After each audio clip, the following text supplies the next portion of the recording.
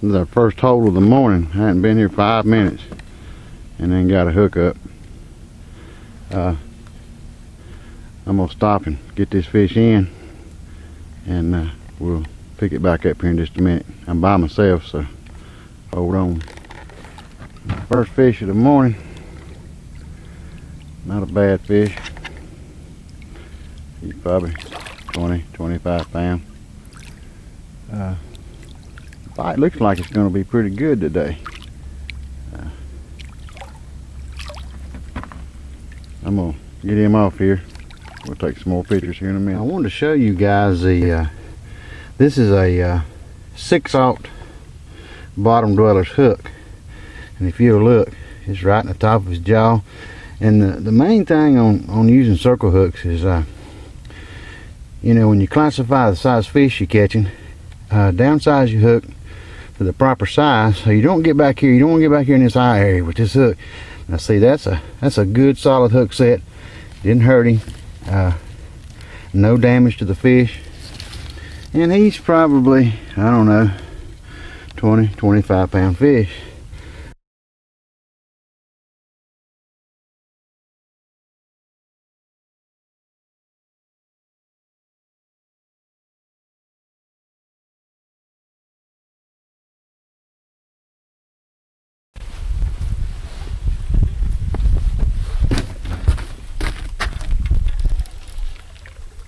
We got another good fish. Boy, he's a head jerker.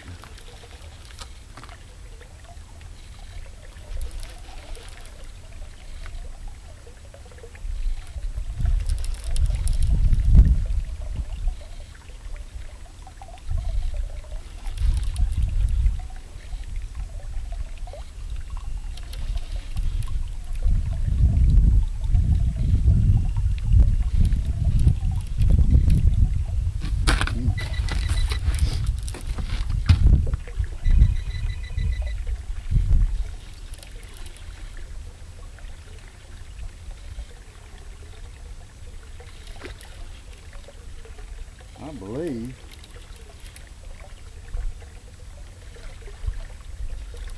my God, is this a flathead?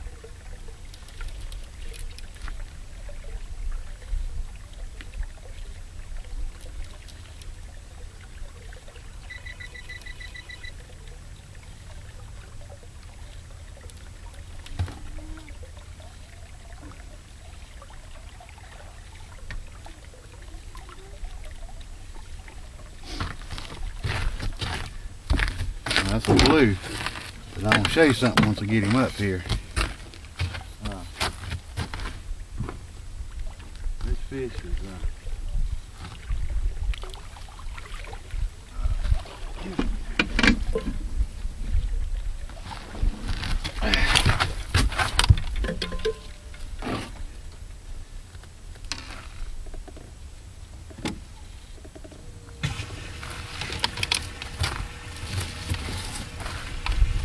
fish right here is a little unusual. I'm going to tell you something about looking for my grippers.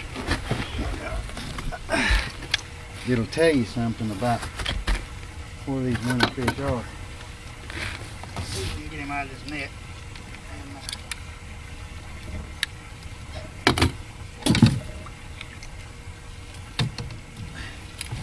When this fish first come up, I thought he was a channel.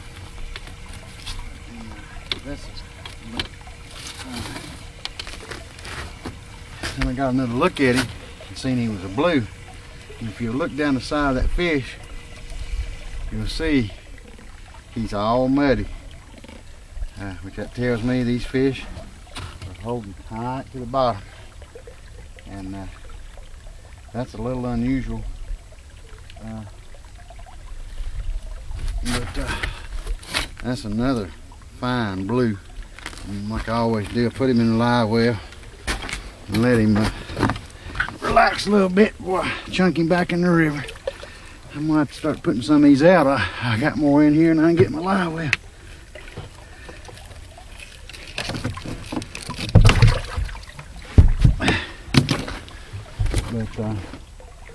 But that tells you right there that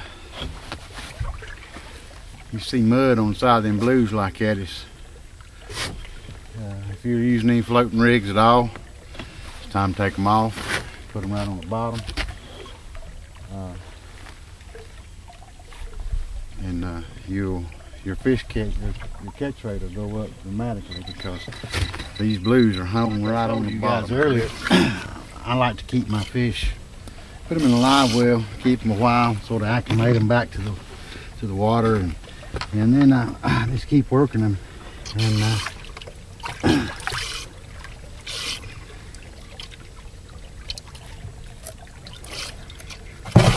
we start putting them back in. That's a pretty blue right there. These caught earlier this morning. We'll work them back in.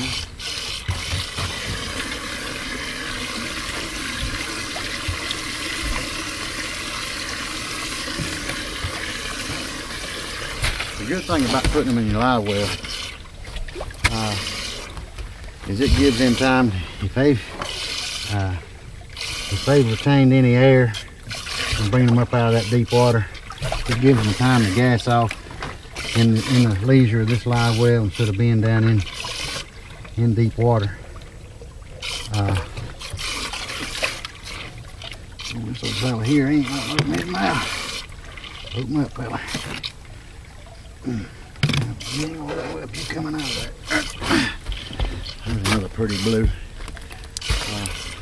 But if you give him time, this is a beautiful fish here. He doesn't have a mark one on him. Just absolutely beautiful.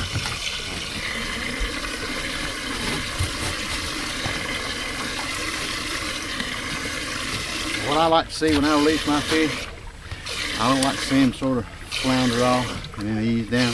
When I turn them loose, I want them to go down. If they do that, I know they're survivors. And it's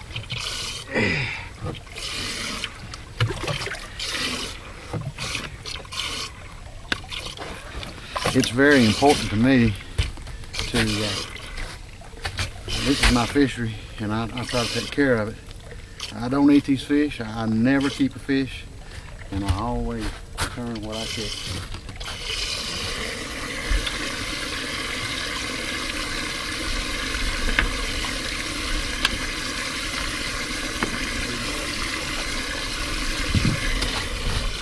It's a little rough on the hands in the wintertime, but if I can guarantee the survival of these fish, my hands will get warm again later.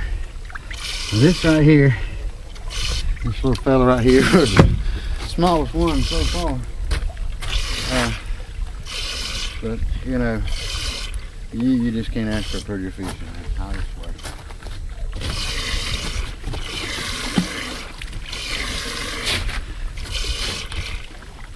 Well, now that my hands are numb,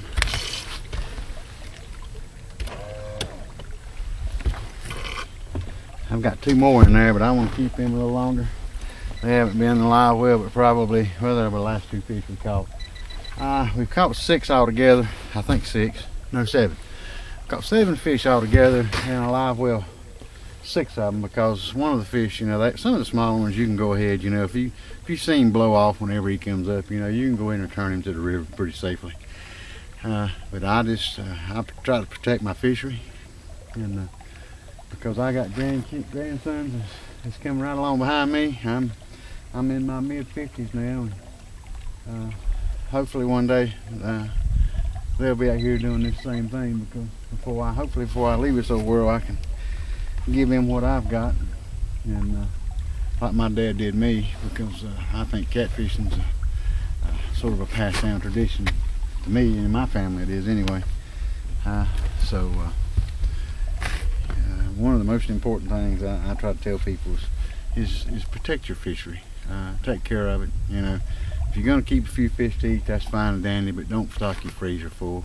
I mean, catfish cheap in a grocery store, and I'd much rather buy them, than I had to take what I can catch here off this river.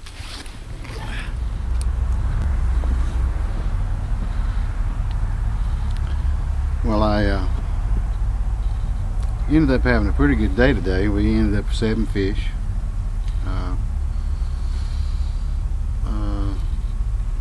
it's not bad for a day like today. Water temperature was 41.8 degrees. Barometric temperature outside today was about 28 degrees. So pretty chilly day. But we did catch some good fish, and I want to thank everybody that is watching the video and went along fishing with us today, and I plan on doing a whole lot more of this type video. So be looking for them on some of the boards and on YouTube and some other places I can post these things. But